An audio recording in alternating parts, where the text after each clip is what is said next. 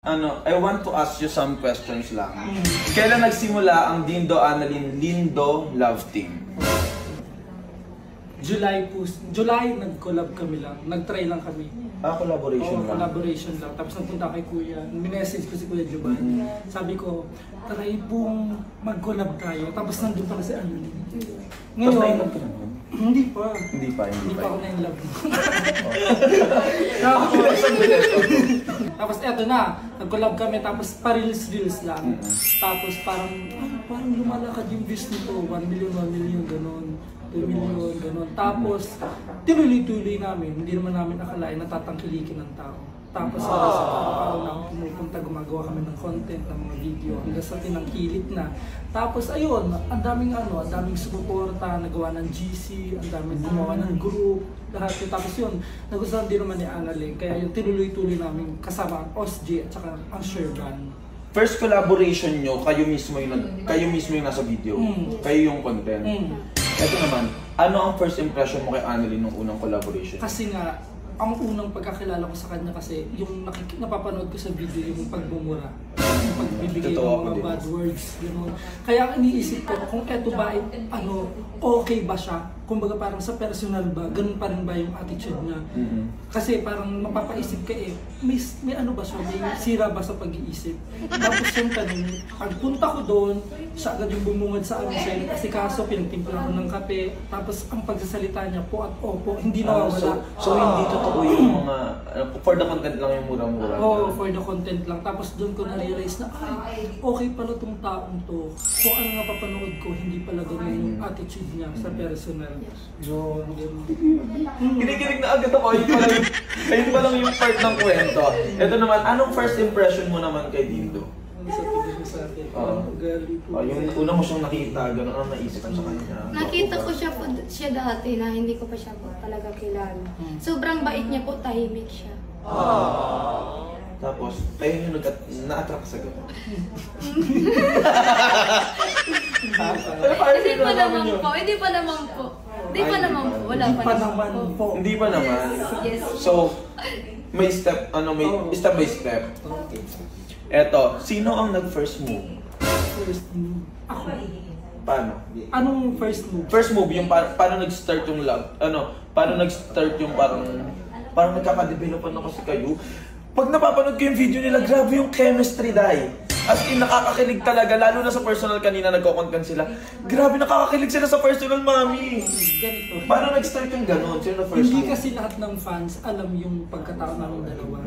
Siyempre, parang kinakabahan pa ako kung tatanggapin ba ako o hindi. Kung nagkakataon na gugustuhin niya din ako kasi may gusto ko sa kanya. Ganitong una ko munang pinahiwatig or pinaalam sa kanya, sabi ko, siyempre, part ako ng LGBT. Nung sinabi ko sa kanya, inamin ko sa kanya yun, ganun din siya. Kasi may bubuhay siya Bisexual kayo dalawa? Bisexual kami pa rin. Kaya doon, parang, okay to, panalo. Sabi ko, sige, try natin. Sabi ko, itatry lang namin. Tapos hindi ko akalain na parang madidevelop ako sa kanya. Kasi ayaw ko sa kanya nung una talaga. Yun ang sinasabi ko sa kanila. Tapos, hindi mo akalain na madidevelop ka sa kanya, so na-develop ka sa kanya. Promise. Alam yan lahat, pati ng family ko, ng friends ko, gano'n. Kasi sabi ko, ganito din naman ako, ganito din naman siya. Bakit hindi namin subukan? Tapos yun, parang ako yung talo kasi ako yung unang nagkagusto.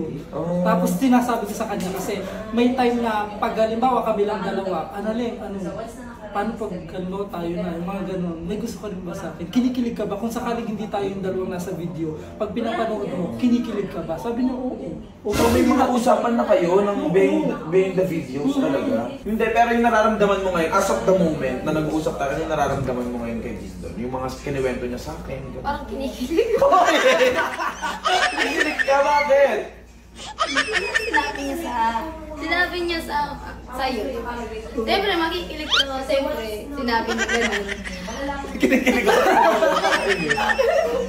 Hindi kayo yung love team na parang nagkikwento kayo ng parang prepared.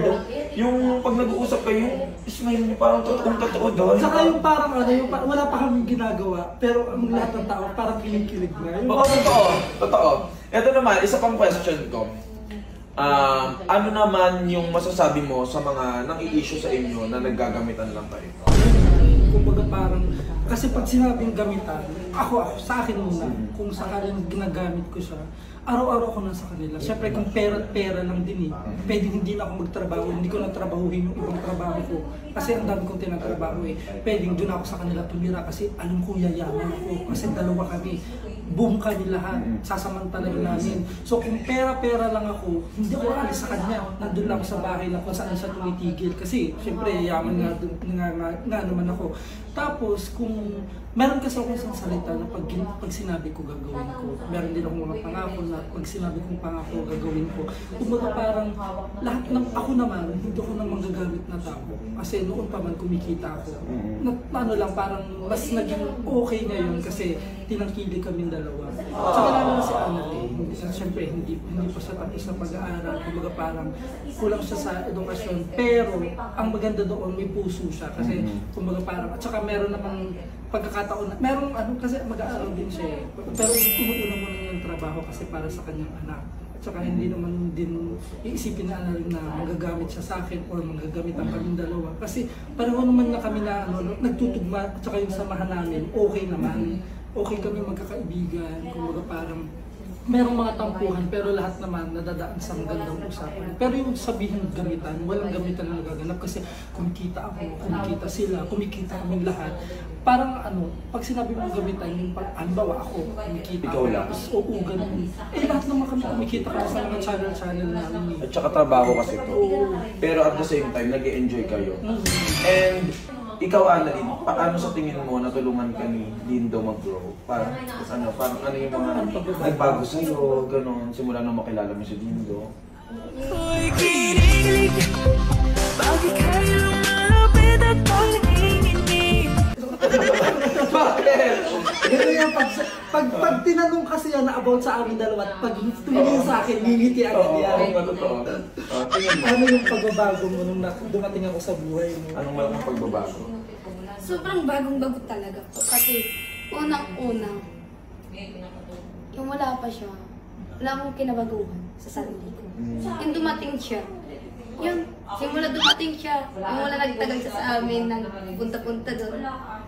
Yun na rin sarili ko. Siyempre, nagbabago na rin. Lagi ka na masaya. Tumalabas na sa kanya mo.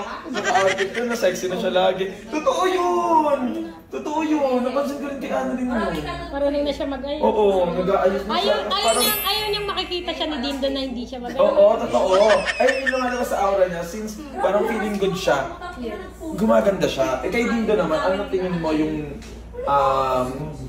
paano ka nag-grow simula nung makilala mo si Annalyn? Ako naman kasi parang walang nagbago sa akin. Pero may mga nadagdag na dapat kong gawin. Kailangan kasi parang nape-pressure ako sa mga tao na kailangan ganito gawin mo. Kailangan kontrolado ko lahat kasi bawat kibot namin issue. Pero nagpapasalamat ako sa kanya kasi madaming mga pagkakataon na gusto ko nung i-deal, parang nananawa na ako, gano'n. Pero dahil sa kanila, parang tunay lang, gano'n. Tapos hanggang sa boom! Hindi ko ma-explain kung paano ko pero nagpapasalamat ako na nadagdagan yung aking confidence sa aking sarili dahil din sa kanila. Ano ang next